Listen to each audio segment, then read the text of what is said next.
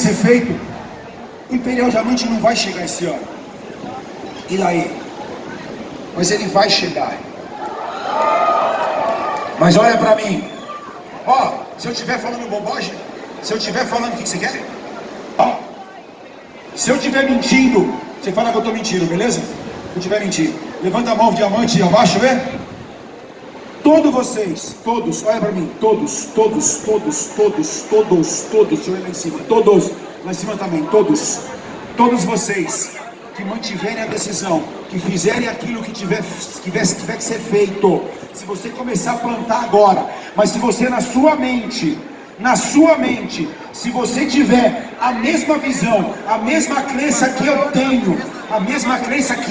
tenho, se você pagar o preço necessário, promover produto, promover negócio, promover o sistema, olha bem para mim, você vai estar no palco da convenção buscando o seu BMW como diamante, duplo diamante elite. Esse ano, beleza, eu vi que tem uns 4 que acreditam. É fácil. Eu tô falando pro cara assim, levanta a mão. Aí quando eu falo, você vai ser duplo diamante elite, o cara baixa a mão. Você vai ser duplo diamante elite! Dá ou não dá?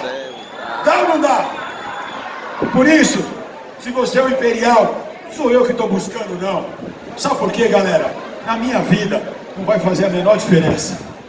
Sabe por quê? Porque graças a Deus, eu trabalhei muito e Deus me honrou pelo meu trabalho. Essa galera trabalhou muito e Deus honrou cada um deles. A gente poderia hoje estar aonde a gente quisesse.